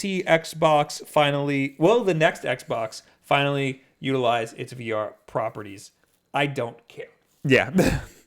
I'm sure next generation consoles will have some sort of VR capabilities. Whether or not you will use them, that's another story.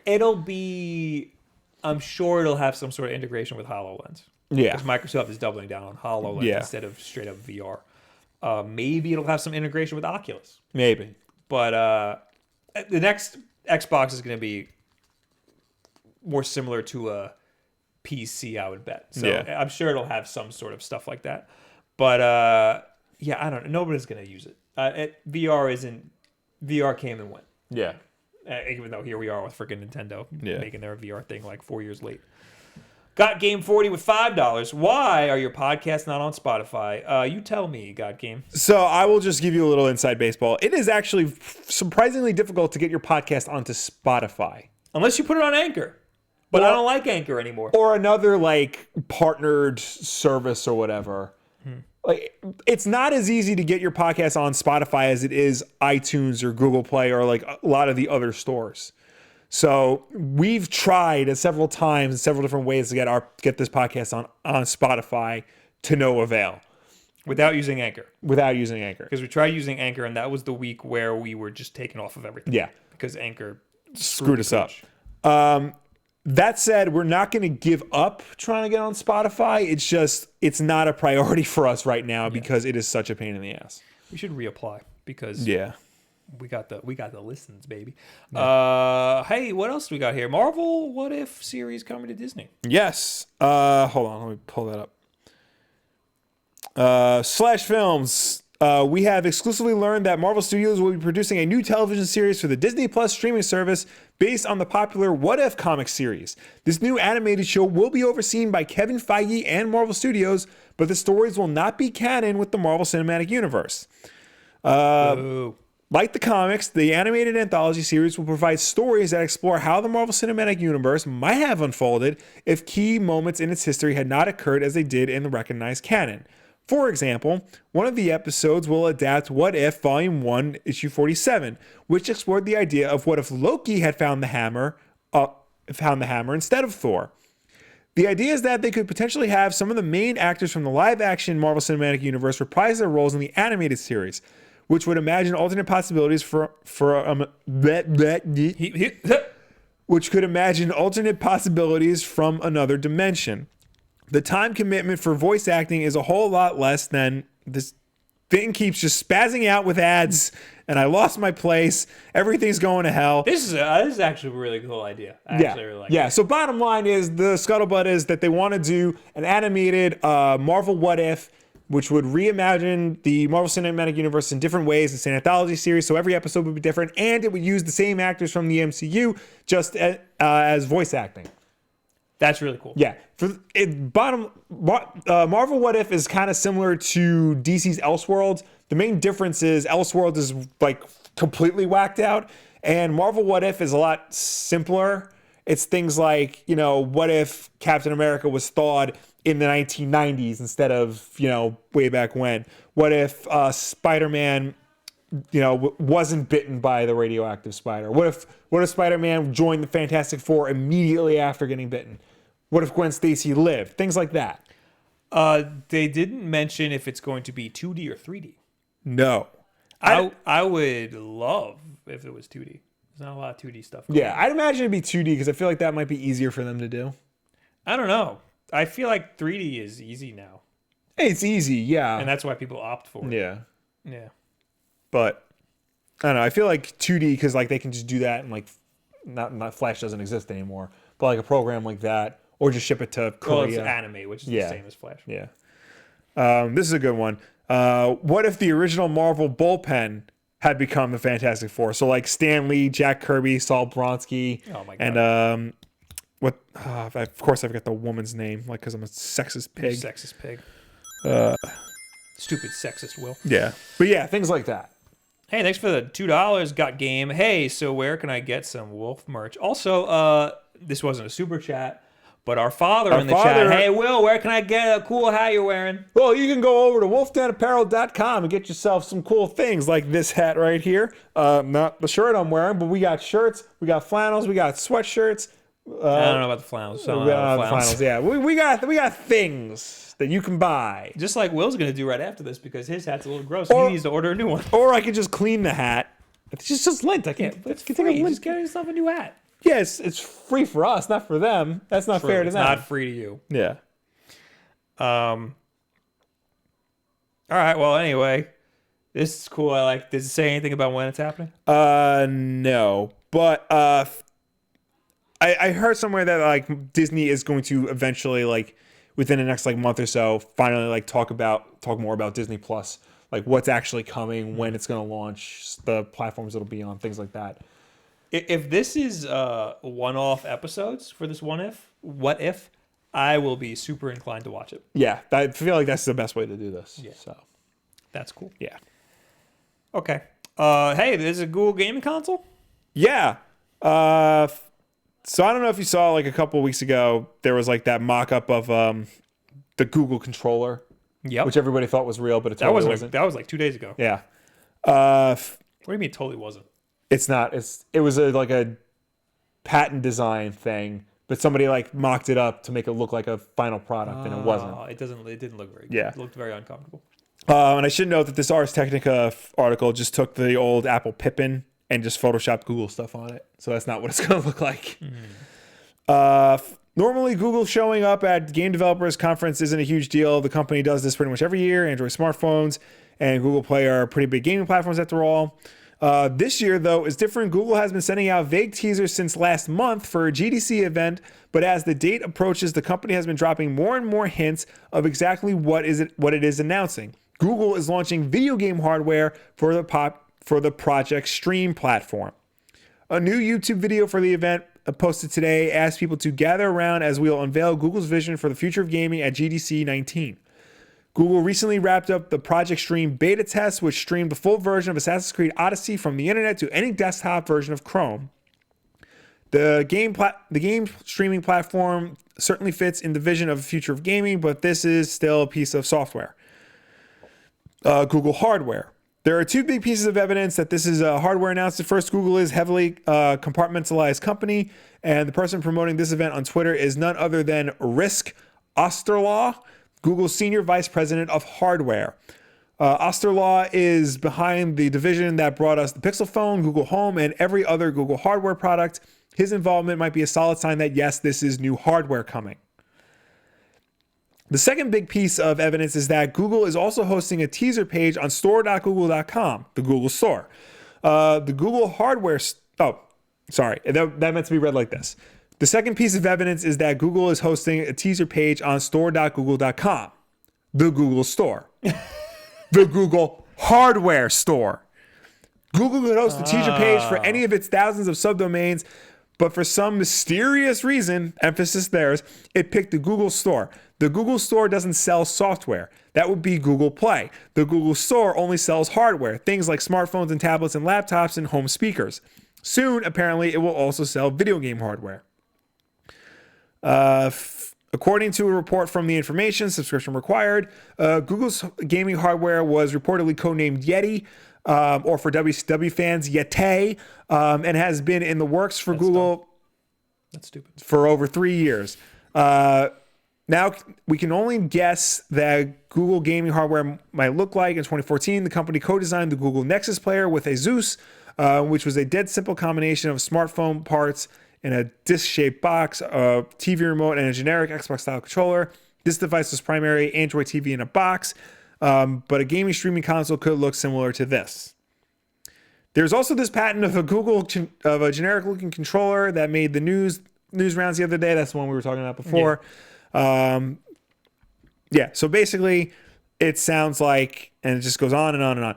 So it sounds like Google is making gaming hardware. The most probable thing that they're going to talk about is the cloud service that they have. Yeah. But the evidence that it's hardware is weird. Yeah.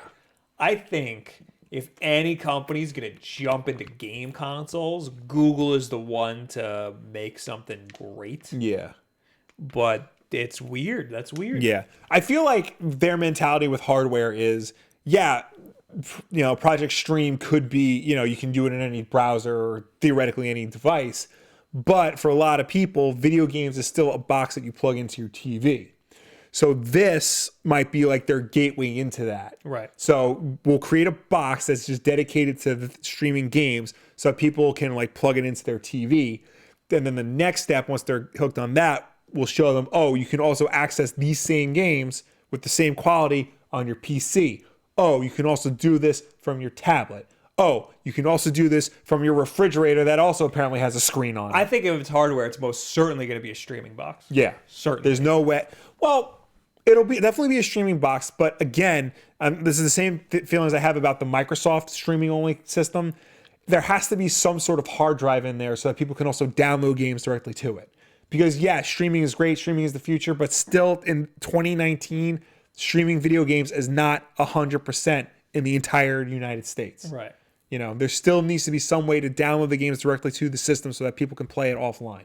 I think that Google saw that video games were going the way of streaming. Yeah. And they didn't see any big companies making that move. Yeah. And they said, we could do that, and we could do that very easily because we're freaking Google. Mm-hmm. And they didn't realize that Microsoft was working on the same stuff. Yeah. And they'd probably been working on this for years. Yeah. So it's very hard for a non-Nintendo company to just like come in and say, hey, we're also making a video game system. Like, yes, Sony did it. Yes, Microsoft did it. But they're like one in a million compared to everyone else who did it. A lot of other people tried and failed miserably. Philips, 3DO, Atari. Atari. Yeah. They failed big time after the 2016. Came out. Amazon, when the Fire TV boxes came out, they made a big push that this was going to be a gaming device. They had their own controller for it. They bought Double Helix specifically to make games for it. Who bought Ouya? I don't think anybody bought Ouya. But yeah, Amazon of all people tried to make a big push for home video game making, and like that's gone nowhere. Yeah, well, they maybe were trying to work on some sort of integration with a Fire Stick or like a Fire console. Yeah, well, yeah, the Fire box, like you can get a controller for it. Its software assets were sold to Razer Inc., who announced the discontinuation of the Ouya console in July 2015. Damn. Razer bought it and said goodbye. Yeah. Razer bought it just to smack it down. So, yeah, I think if anybody can jump into gaming, it's Google. But don't get your hopes up. You're not getting a freaking new Xbox. Yeah. It's not going to be one of those. It's going to be like a weird It's going to basically be an Apple TV. Yes. Exactly. Yeah. If you walk into the Apple store, they have Fortnite set up on an Apple TV. It's crazy. So you expect something like that. Mm-hmm. It'll be like a premium streaming device like an Apple TV, but with controller support. I think that streaming games is farther along than you think when you say that there needs to be a hard drive in it. Yeah. I think that there's ways to get the latency super down, but it's still not going to be like as good as having it on the console itself. But most people, I don't think, are going to be able to tell the difference. Did Amazon discontinue the regular Fire TVs? What, now is it all 4K and stuff? Well, no. Because remember, they had like the Amazon Fire TV and then the stick. And then eventually they came out with like the cube. Now it's just the Amazon Fire TV stick, the 4K stick, and the cube. There's no like little hockey puck thing anymore. Right. There's the recast, but that just, is like a DVR thing. Because I want to see if they even still sell like the video game controller, and I don't think they do.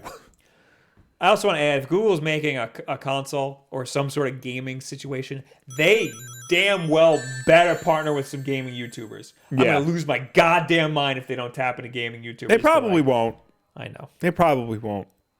Anyway, VideoPunk's $5. I think Google is making a cheaper stream box than Microsoft, so you can play Xbox on the Google box instead. That's a thing that could happen. Yeah. Microsoft doesn't seem to care when you're playing their stuff. So I could see that. Yeah. All right, let's plow through these other stuff. What do we got? One more? And then... and then in Captain Marvel and unboxing. Okay, Spider-Man movies and TV shows are coming for the next 7 years. Yep. I hope you like Spider-Man. I hope you like Spider-Man movies. I do. Especially Spider-Man movies that don't star Spider-Man. No, I don't. Sony, is that what this is about? Sony, which has recently released the financially successful Venom and the highly critically successful Spider-Man Into the Spider-Verse, notice the wording there in this IGN article, is teasing it has the next 7 or 8 years of its Marvel properties laid out, both in movies and TV. Give it up. In an interview with Variety, Sony Pictures Entertainment chairman Tony something or other and Sony Pictures Television chairman Mike Hopkins discussed Sony's plans for its Spider-Man related properties in the future, and it appears Sony has a pretty clear vision of where they're going. We have the next 7 or 8 years laid out as what we're going to do with that asset, and that will not only be on the film side, but also on the TV side. Our television group will have its own set of characters from within this universe that we will seek to develop. According to Hopkins, the team on the television side is pretty far down the road in terms of working through which characters we think could be the star of their own series. We're developing a lot of Marvel-related content, and I think that will be out in the market very soon with something really, really big and transformational for us because we've not done any shows with Marvel before. So that's the big piece of development that we're onto. I think we aspire to have several shows in the universe that we create and can pollinate between each other, and to be working with a partner to make that happen. It's unclear if Sony intends to partner with a streaming service like Netflix or Hulu, or to in order to facilitate his Marvel shows. Hopkins reportedly didn't deny that Disney Plus streaming service is also a potential name in the mix. Sony has several Spider-Man spin-off movies in development, including the Jared Leto's Morbius movie. I know one person who's interested in that, which recently released its first on-set photos, as well as a Black Cat, Silver Sable, Kraven the Hunter, and Silk movies. Stop. There are two Marvel Sony movies set for a 2020 release. One of them is Morbius, and the other is likely a sequel to Venom. On top of this, the critically acclaimed animated Spider-Man Into the Spider-Verse is reportedly getting a sequel and an all-female spin-off. On top of this, Sony is reportedly planning one or more television shows based on characters from Into the Spider-Verse. Hey, man, I'm glad we're getting more Into the Spider-Verse. Yes. But they gotta stop with this Venom stuff. Yeah. Venom, I can't believe it did as well as it did. Me neither. Even though it was so bad. It flabbergasts. It doesn't, like, again, it made a lot of money. Venom's a very popular character. It flabbergasts me that it made more money than Justice League. And that's not Venom's fault. That's Warner Brothers doing such a bad job with Justice League. Yeah, and it's the international audience. I can't believe they saw, somebody was like, here's all the money this movie made. Let's do it with an even more B-rate villain. Yeah. That's crazy. It's, they had something good with Into the Spider-Verse. They had something really good with Into the Spider-Verse. But now they're just like, hey, we still got it. Let's just do this. Now they're milking it. Yeah. Oh, it's a good. This could only go poorly. It's a good thing that Kevin Feige has his hand in actual Spider-Man movies. Yes. Because otherwise, I don't know what I would do. Spider-Man Homecoming looks good. Far From Home, you mean? Yes. Mm-hmm. Spider-Man Homecoming was good. Yes. Well, I'm not looking forward to any of that. No, but none of it. I still haven't even seen Into the Spider-Verse. You should. It's very good. I heard it's. Oh wait, it's streaming now. No, it's download to own. I can't rent it. No. That's dumb. Yeah. I figured that out. What they do is they release it on digital first to buy, and then when it comes out on DVD, they'll allow it to rent. Yeah. Hey, Tim Carr in the chat says, I just hope the Google console has the X button in a different place than the other consoles. Yeah. All right, so you want to talk about Captain Marvel? Yeah. We both saw Captain Marvel. Should we spoil it? Let's go as far as we can without spoiling it. And see what happens. Yeah. Mecha Dragon with $5. Hey, Bob, any tips or advice for a beginner like me who wants to learn how to draw? Yes. Learn anatomy. Get really good at practicing anatomy and drawing from life as much as possible. Let's try to get books that show you anatomy and try to copy what you see in the book. That's it. Mm-hmm. And if you're really beginning, try to break everything you see down into shapes. Like learn the head shape is a circle with a little like trapezoid on the bottom, stuff like that. All right, so anyway, Captain Marvel. Yes. We both saw it. Yes. I thought it was awesome. I thought it was very good. I've seen a lot of people who are saying that it wasn't that good, and I think that they're crazy. You know what I think the thing is? It didn't really do anything substantially new or different from the other Marvel films. Right. For all intents and purposes, it was like a B Marvel movie. A B I want to level know what Marvel they were movie. expecting, though. I think another big problem is they released it a month before Endgame. Yeah, so there's all this true. hype around like this is a big deal. This is important. This is going to change the Marvel Cinematic Universe because it's coming out right before the biggest movie they've ever done. Yeah, that set expectations a little too wonky. If this movie came out at the beginning of Phase 3, we would not be having this conversation. Right. Like, people would not be as disappointed in it as they are. But it didn't. I was expecting just a Marvel movie. Yeah. Well, I think that's another thing too. Like, and I say this all the time. All Marvel movies are good. Yes. The ones that are not, the ones that people say are bad are still good movies. Yeah. They're just not as good as like the Marvel best movies. ones. Yeah. I thought this was great. I put it up there. A lot of people are putting it towards the bottom of their list. Because I'm putting this in the middle. Yeah. I put it on maybe 5 places above the middle, something like that. In the top half, I would put it. I guess. but towards the bottom of the top half. Yeah. It's certainly a good movie. Like I'm not taking that away from it. Yeah. Just because it's in the middle doesn't mean it's bad. It's still I still really, really liked it. Yeah. I enjoyed myself during it. I only had one problem. My biggest problem was with one scene. It is not even like really an important scene. It's like when she changes the color of her costume to the blue, red and gold, because she's going through all the colors and stuff. There's even a point where she wears green and white, like the original like the very first appearance of Captain Marvel, and then finally she's like, you know what I'll do? I'll make it like your shirt, and she makes it the red, blue, and gold costume, and it's great. The problem is the movie that scene takes place at night in the dark. If you're gonna do a big reveal of the color of the costume, show us the color of the costume in the light. I thought there was a lot of weird, like, campy stuff. They leaned a lot of like the 90s nostalgia hard, like especially like, there's a fight scene that goes to "I'm Just a Girl" by No Doubt. That was the time that I sighed the hardest. Yeah. And I'm mad because that scene had a jukebox in it. It could have been anything. And like if like they had kicked the person into, this isn't really spoiler, if they kicked the person into the jukebox and that happened to start playing, I would have been for it. But no, it's non-diegetic, which means that like it's supposed to be a reference to us. The characters aren't aware of it. I noticed that too. Yeah. I thought if it was coming from the jukebox, it's fine. Yeah, but it wasn't. It wasn't. It was. It's little the things like soundtrack. that. Yeah. Like when they fought away from the jukebox, if it got like quieter, that would have been cool. That would have been cool. They didn't do that. That was the worst, like, campy, lame thing that happened. Yeah. But if that's the lamest you can get, it wasn't that lame. Yeah. The whole movie overall. I thought it wasn't too. I liked a lot of the movie. It was good. I don't know what I'm trying to say here. It's the first time we're seing this character. We're introduced to a completely new character. Yeah. And I think they did a great job. Yeah. I think they did very good. People were complaining that she doesn't. She was no emotion in the trailers or anything. Yeah. And that was their biggest problem with her. I think she goes through cycles of like being like in the beginning she's very funny and like silly, and then all of a sudden she like completely loses that. Well, she's going through a wide range of emotions throughout the film. She's learning about herself throughout the course of the movie.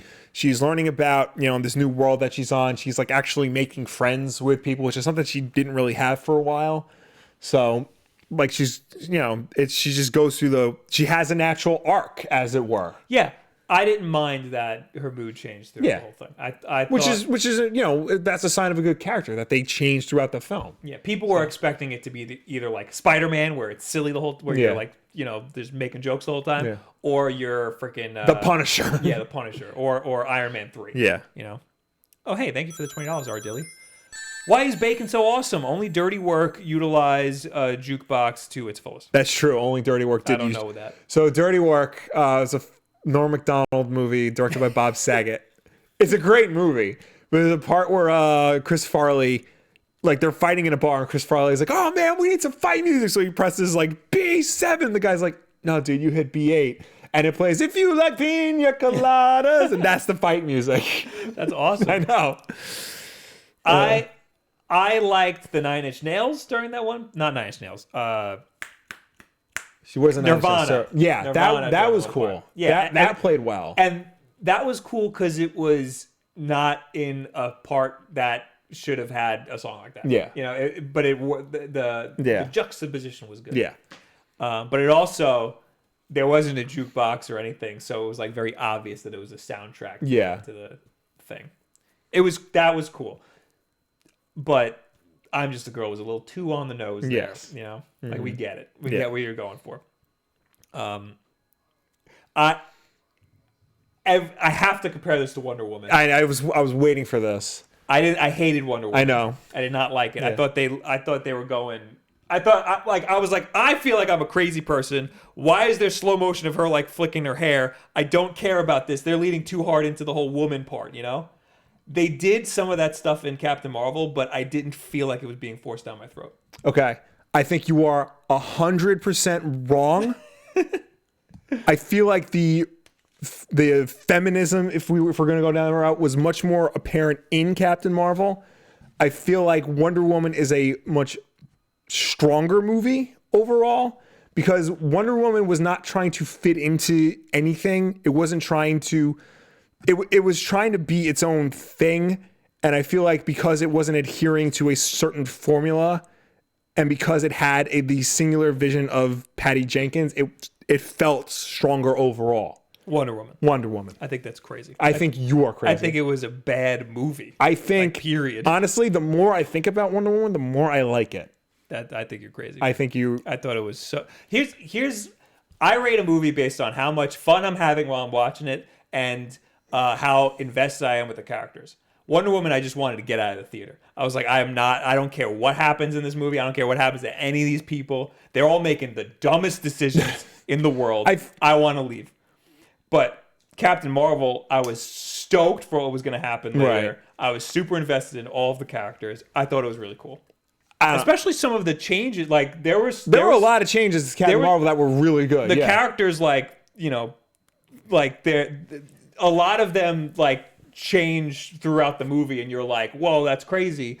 So that was awesome. Like, that really had me invested in it. Yeah, there were a lot of good twists in Captain Marvel, and I do like Captain Marvel. I just think Wonder Woman was a much better film. I'm the complete opposite. I can't believe I'm related to you.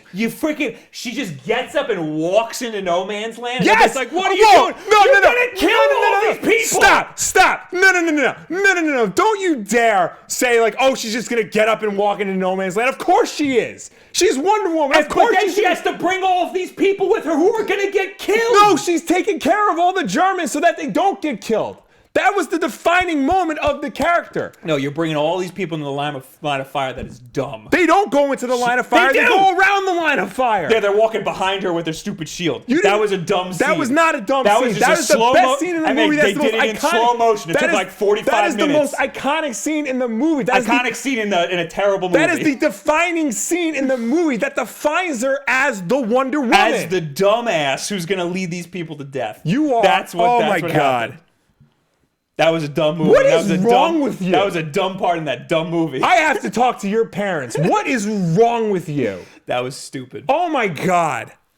What other dumb things happened in that? There's a lot of dumb things. There's a lot of dumb things that happen in every movie. I know, but there was a lot that I was like, this is, I hate this. Of all the scenes, the No Man's Land scene. Yeah. They're like, don't go out there, don't go out there. She goes out there. Because she's Wonder Woman. Yeah, but these people aren't Wonder Woman. Yeah, she took care of everybody for them so that she can go forward. That it's just so like there's people shooting at you. They have no cover, and they're walking like around and like it made no sense. They drew all the fire towards Wonder Woman so that Steve and the team can go around. It was dumb. She breached the line that hasn't moved in a year. It was a terrible plan. It was so stupid, but it worked. She's just like, I'm Wonder Woman. I'll do it. It's fine. I would just like to point out... You're not Superman over there. You can't zip-zap around everybody. Yeah, no, she's not Superman. She's better than that universe's version of Superman. Clearly. That universe's version of Superman would have stood up there and just wiped them all out. It's a terrible universe. It's a terrible universe. It's gotten better. I will say... because of Wonder Woman? Because of her and Dude Bro Aquaman. I never thought I'd say that. I still haven't even seen Wonder Woman Aquaman either. I would just like to point out for the record, as this was going on... Zet Czar, Wonder Woman was a way better movie. Brandon Rodriguez, yep, go Wonder Woman. Guillermo Bassini, agree with Will. Marissa Miller, Will is right. Mecha Dragon 101, don't mess with Will with comics. Are you skipping all the people who are saying that I was right? No, because nobody's saying that you were right. Fred Bouchy, No Man's Land is the best scene though. Guys, that movie was garbage compared to Captain Marvel. The only part in Captain Marvel that I could see people having an issue with is the part where, like, towards the end when this isn't really a spoiler. They show like her as like a little girl, like going through all of her struggles, and that was like pretty on the nose for like it being like a female character. But I was like, that's fine. I'm fine with this. The same thing could happen in a Batman movie. Zet Czar, Will is right. ESP 5000, Will is right, Bob is wrong. Richard Cano Gomez, Bob's wrong. Just because all of these people are on your side doesn't mean that you're right. Yes, it does. It just means there's more stupid people than just you. Them confirming this doesn't mean that you're right. It boggles my mind that you didn't like the movie to begin with. Like, but that I can live with. The No Man's Land scene is where you checked out. That was so stupid. Are you kidding me? And again, are you kidding me? It was slow motion for like it took like 45 minutes. Oh my it was God. like insane. It was another one of those my God. and she gets undressed to go out into Yeah, she's getting her. Yeah, it's so stupid. No, don't you? No, because that's dumb. what I'm talking about when I'm talking about costumes matter and iconography matter. Okay, when she's walking up the ladder and she removes her coat. Does it have to be slow motion? It doesn't like have 45 to be, minutes? It doesn't have to be Does slow. Does her hair have to be flowing? No, it doesn't have to be slow motion, but it works. In the middle of World War I in No Man's Land with gunfire It shows everywhere? her becoming Wonder Woman. That's the iconic reveal of the iconography that I'm talking about that Captain Marvel didn't present because the fucking scene took place at night in the dark. That wasn't the reveal of Wonder Woman. That was the reveal of Wonder Woman. When she finally stopped being Diana, Princess of Themyscira, and became the Wonder Woman of Man's Land. You mean the ignorant woman? Who doesn't know what sex is yet? It was a dumb movie. It was a stupid movie. You are a dumb man. You are a stupid man.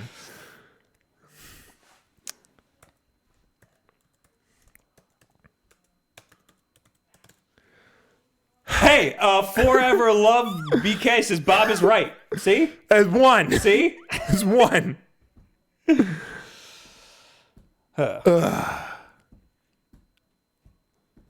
Hey, man. Listen. People have varying opinions Yes, about they do. things like this, Yes, about they do. whether movies are good or bad.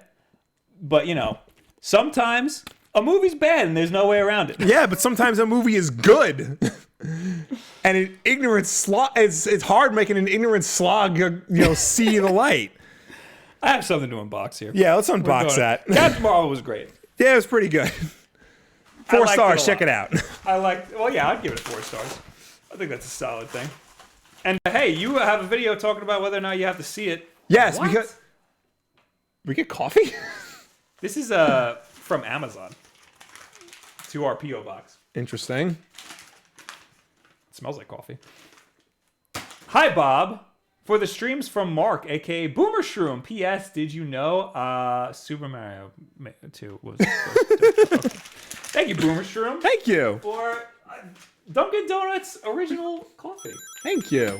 Our parents are gonna like this. Yes, even though they don't drink regular coffee. They drink decaf. Oh, yeah, so this is all me. Yeah. Baby. Thank you so much. Wasn't expecting that. Got $2 from Just a Hair. Agree to disagree. Hashtag, I'm not reading that. Will was right. Well, worked up a sweat. All right. Do we Now it's tweet of the week, tweet of the week, tweet of the week. tweet of the week, yes. Listen, I'm all thrown off because you're very angry about I about had your dumbass opinion. You're entitled to your wrong opinion. Tweet of the week, tweet of the week, tweet of the week. There you go. Just do it. I don't even care All right, anymore. well, this one is from Unusual Videos. Mm-hmm. I very much like this one. I was laughing for a very long time. It's a very short video, so I got to try to time this right. Oh, wait, I got to show it on the screen. Hopefully we won't get a copyright strike. I'm going to play this once so that we don't get copyright strike. Oh, wait, I did have it on desktop. I thought I had it on desktop this whole time. All right. So here we go. It's from Unusual Videos. You've been hit by, you've been struck by, you've been hit by, you've been struck by, You've been hit by, you've been struck by truck, and then it's a picture of a truck. I mean, even watching it without sound is pretty funny. Okay. Now is when we talk to you people. Yes. Except for Philip Hardwick, who says $5, who gave us $5 and said, you both have good arguments. Mine argues better. Moose L will equal wrong. I got another one. Look at that. Oh, you got two. I guess I'm right. You got two. I guess I'm right. You People got agree two. with me. All right, now is when we talk to you people. Yes, as always, you can reach us on Twitter using the hashtag WolfDenLive. If you'd love to comment on last week's WolfDen Live, this is the part of the show where we will finally answer it. And of course, ladies and gentlemen watching right now, please start asking your questions so we will get to them when we are done with everybody else. Hashtag WolfDenLive. Guy Holt says, Will, where is the where to start reading comics vid? I feel like that's a hard thing to answer. Yeah, I did a Comics 101 like way back in the beginning of this channel. That is still fairly up to date, I would say. However, like I've been intending on like just modernizing it. But the thing is, like not a lot has changed since then. Like in terms of like what I'm actually saying, not a lot has changed since then. So I have a playlist somewhere on this channel where it's like Comics 101 or whatever, where it like breaks down like how to get into comics, like how to start reading this and that. So somebody put that playlist in the chat. I want to do another like getting into comics video, but by that I want to do like the more like 2019 production value of the Wolf Den. Mm-hmm. That's what I'm getting at. So when I find time to actually figure out how I want to do that, it will happen. But for now, the ones I already previously did, are still fairly up to date. So check those out. Jordan, is Adventure Time really any good? Is it worth watching? Loot Crate came in today with an Adventure Time shirt, and I haven't seen the show. Gonna wear the shirt because why not? But would you recommend the show? Yes, yeah, it's a very good show. Yeah, Adventure Time is a very good show. I've only seen a few episodes. Yeah, but no, it's good. It's a very good show. The Weeb Den says, if we forget to mention tonight during Wolf Den Live, One Piece is getting a live action adaptation apparently. Netflix is releasing a live action One Piece series. That's still up in the air whether or not we can actually adapt anime. Yeah, apparently Alita wasn't bad. I hear a lot of like it's the best of the adaptation of anime. I'm sure it is, but that's not saying much. Yeah, it's like Tomb Raider being a good movie. Just a Hair says, I was checking out the Satisfied case, didn't like the look of the thumbsticks, but will end up buying the case because it looks cool. I also saw this photo with their product photos on Amazon. Also, how's the Hackintosh going? Oh, it's a picture of us. Yeah, how come we're not first? Yeah. Oh, Metal Jesus. Metal Jesus is there. I'm so sorry. I completely understand. How's the Hackintosh going? Yo, I got it to post last night. So I got into the BIOS. I'm sure I was able to load the High Sierra installer from my USB drive. And I think it installed to the hard drive, but now it has to finish installing it. It's doing some weird thing, but we're getting there. It booted, and that's the important thing. Big Yoshi, I'm sorry, but you haven't gotten any complaints about how Super Mario Bros. 2 King Monahai. I think about the future of Metal Gear Solid games, and I know that the chances of new games are low with Konami, and the chances of getting a decent Metal Gear Solid game without Kojima are even lower. So all I hope as a Metal Gear Solid fan is that they release remakes of the old games. I think at this point, that's all you can hope for. It's very sad that it's like dead. Yeah. I hope that one day we will get a finished version of Metal Gear Solid 5. That's not happening. Like, with like a solid, like a cohesive story and a solid ending. Yeah, no, I don't think that's ever happening. Because that would be a great ender to the whole series. Yeah. That's the saddest part about Metal Gear, about us never getting any more Metal Gear Solid or any more good Metal Gear Solid, is that it ended with such like a wet whimper. Yeah. It was bad because that game had potential to be. I mean, it was still an incredible game, but it had potential to be even more incredible. Yeah. And it got snogged. Little Link says, "I really want Bubble Bobble for the Switch. What do you guys think? Also, Goku for Smash. Get out of here with that nonsense." Bubble Bobble's on, isn't it? I think so. Isn't it on the NES thing? Oh, Switch Online? Yeah. I don't know about that. Oh. Apparently it's not. Interesting. Okay. I'm sure you'll get it. I'm sure that's... Yeah, no, it's not on Switch. I'm sure that's not far off.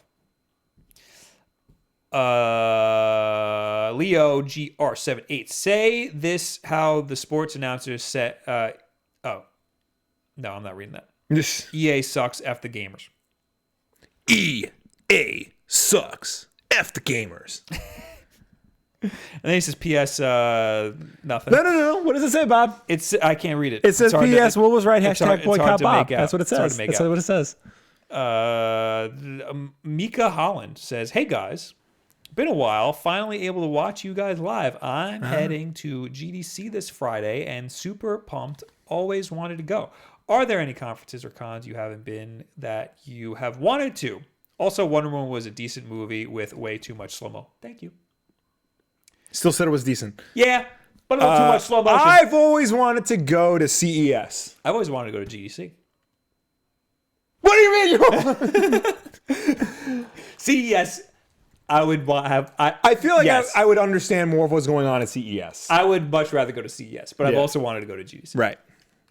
CES would be awesome. But these are both very far off in our pipeline. Also, Tokyo Game Show, because why not? Yeah. A Little Link. I read a Little Link already. He said the same thing twice. Yeah. Okay, so now we're in last week's Wulff Yes. Live. Marcelo Eli, there are plenty of great games for PSVR, and it's pretty damn successful considering how pricey it is for a peripheral. It's pretty successful for like it being a VR system. Because I'm pretty sure it's like the best-selling VR system. Yeah. But Fred also gave us a note here and said, can we call people out and give them crap on the YouTube comments? Yeah. That's all we do. yeah. Luke Antone says, hi, Bob and Will. What is your favorite consoles of all time and why? P.S. I love your videos and you guys do a great job. Thank you. My favorite console, I think, is the Switch, which is like a cop-out answer, but I think the Switch is like... It used to be the Xbox 360. Yeah. So... Which is also a dumb answer. Yeah.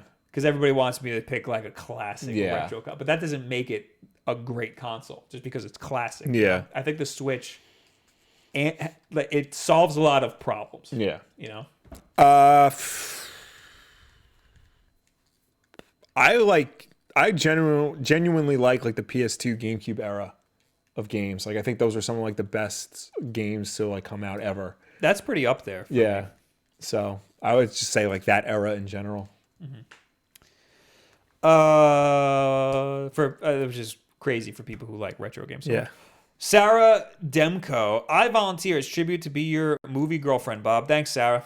I need somebody to watch. Yeah. Oh, we said this last week. Yeah. I need somebody to watch movies with me. I went with my movie boyfriend to see Captain Marvel, and we both had a great time. Except when the credits rolled, he went, oh. Like he went like that, and then I went, that was great. And he's like, yeah, it was great, right? Schillingle, I can't. What is that? Schillingelling. Hi, I got a question about the third-party docks. Are they still that dangerous for the Switch, or did they fix it, or might there be a workaround?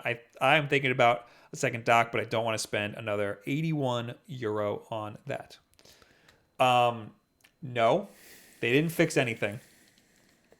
I would not buy a third-party dock. Don't. It's not worth. Yeah. It's not worth the hassle. Our friend James, his Switch went into his Nintendo dock and died. Really? Yep. I don't know what happened. Something happened. Yeah. The Switch with power is very finicky. Just get a freaking Nintendo dock. Yeah. It's the only way you're gonna.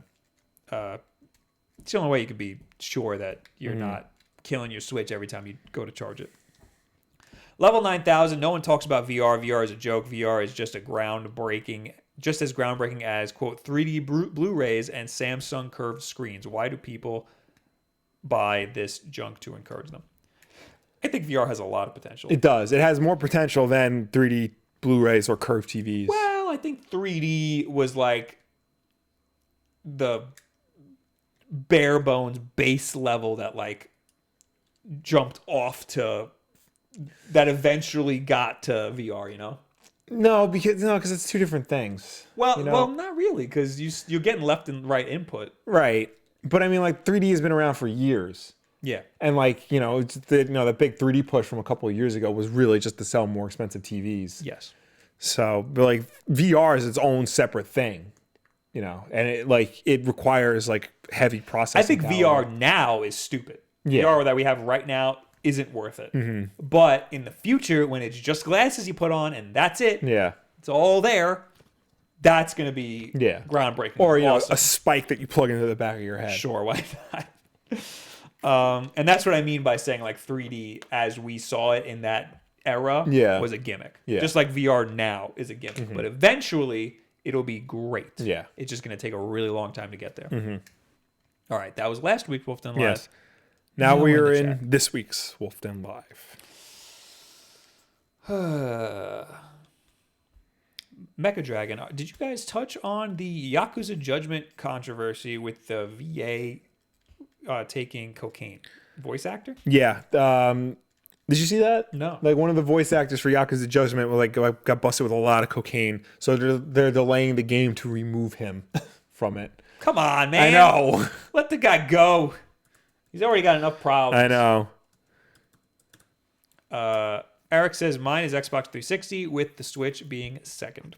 The Xbox 360 was a great system. It was. That's up there for me too. With a lot of great games. Yeah. The system itself, the original baseline Xbox 360, not so good. But the games on it, very good. Yeah. Also, the whole achievement system and the way the online worked was like amazing. Mm-hmm. Where are we? Ted Phillips, hey, Rockin'. I like Young Justice and almost asked about it. I'm a few episodes into the new season. I think he was talking to somebody else. Yeah. Yes, he's talking to somebody Yeah, I've been meaning to catch up on that. Oh, yeah, because he said, because Rockin' Val99, Will, what is your opinion on the Young Justice TV show? For me personally, I love it. I purchased the streaming service to watch Young Justice. There is a game coming out in May similar to Nintendo. There's a game coming out in May similar to Nintendo. Like, based on Young Justice, or is that a completely separate thought? But yeah, no, Young Justice is great, and it's might be worth the price of DC Universe alone. But DC Universe also has other really good shows on it, surprisingly. I think there is a game coming out similar to Nintendo's, but this is nothing to do with Young Justice. Young Justice stuff. I was gonna say. Eric says I still have PTSD from the Great Wolf War of 2019. Atari Master says 4K is a gimmick unless you have a 55-inch TV. I don't know about that. I could tell a difference. I mean, on these monitors, I could tell. Yeah. In certain cases you can, in certain cases you can't. I think a lot of it is bitrate. Yeah. The bitrate's just better, so the whole quality of the video is just better. I mean, the problem with 4K is in order to get like the best quality, like you need the right equipment, and not just the TV. Like you need the right streaming boxes, you need the right cables, you need the right internet connection. So it's hard to achieve. And when you do get it, if the thing's not converted properly, it can still just look like a 1080p. I think 4K gaming is a gimmick. Now, next generation, I think it'll. Yeah. Next full PlayStation 5 and next Xbox. Correct. I think 4K gaming really is not that impressive compared to 1080p. Especially like the games that they're making now for PS4 and Xbox One X, for PS4 and Xbox One period. Yeah.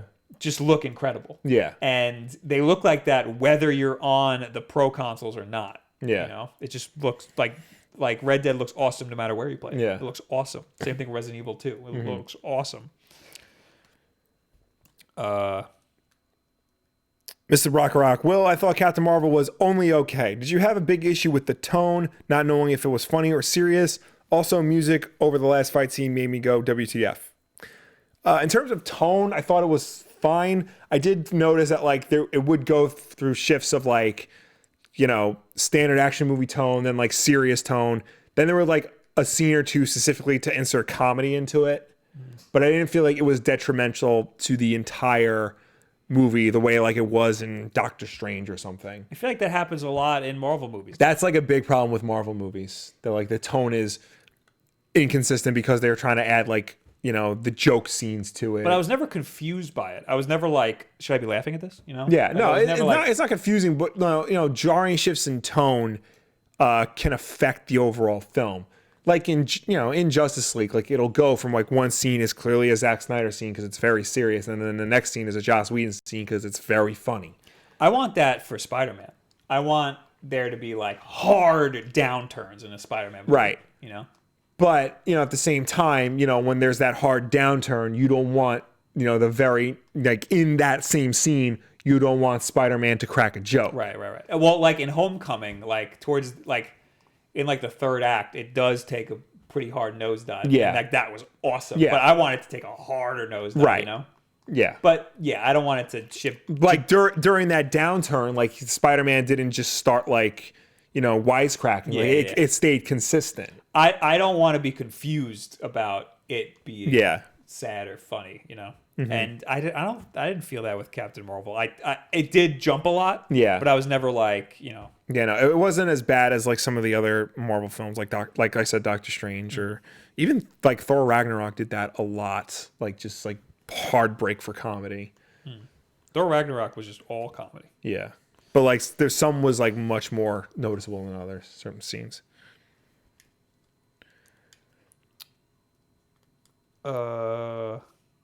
Rockin' Val said, separate thought, I couldn't type it out. It's called Little Friends, Dogs and Cats.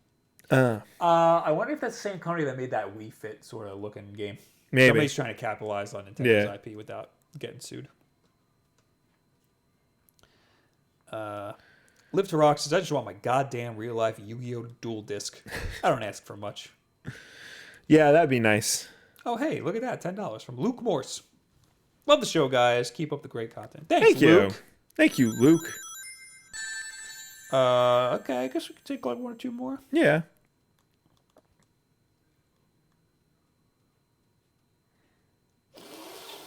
What's a fine one? Yeah.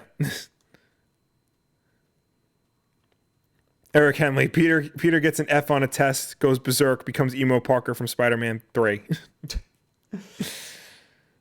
I would see that. I'm digging too far back here in the chat. Yeah. We're too up to date with the chat. I know. I think we kicked out a lot of people when we started talking about Captain Marvel too. Yeah. I think we scared a lot of people off when we started yelling at each other. Everado says Metal Gear Battle Royale should happen. I don't know. No, it shouldn't. No, it should. I mean, sneaking around is kind of a big deal in Battle Royales. Yeah. So maybe something like a freaking what's it called? Splinter Cell Battle Royale would be kind of cool. No, because that would just feel like it would jump on the Battle Royale bandwagon, and we have too many of those as it is already. Tetris did a good job. Tetris, yeah, because Tetris is so, you know, out of left field. Yeah. You know. All right. That's it. We're done. All right. Thanks for hanging out. Thank you for tuning in. Thank you for watching us. Thank you for chatting with us. As always, Wolfden Live is every single Wednesday night at 8 p.m. Eastern right here on youtube.com/Wolfden. If you can't make the show for any reason at all, we always put this up as an archive version on Thursday for you to watch on demand whenever you want. If you prefer to listen to us rather than watch us, you can do that as well. We are also an audio podcast on Apple Podcasts, SoundCloud, Google Play, and Stitcher. Those 4 platforms and nothing else at the moment. If you listen to us on any of those platforms, please be sure to subscribe, rate, and review us because that helps us with placement on those respective stores. So hopefully next week we'll be doing this from our brand new computer. Yes. Yay, finally, after 5 months. This is nonsense. If you're going to PAX East, We will be there as well. we will be there. We have a contest. I don't know if it's over yet. Where you can win tickets to it. It's over on our Twitter, twitter.com/TheWolfDen. We will be having a panel on Sunday, March 31st at 11:30 a.m. at the Bumblebee Theater. So come see us, please. We're also going to be doing some other stuff that I don't know if I'm supposed to talk about. So yeah, I'll see you at PAX East. Also, I'll be streaming on twitch.tv/Wolfden tomorrow. I think Smash Brothers. Thank you guys for being here. We'll see you later. Goodbye. Bye.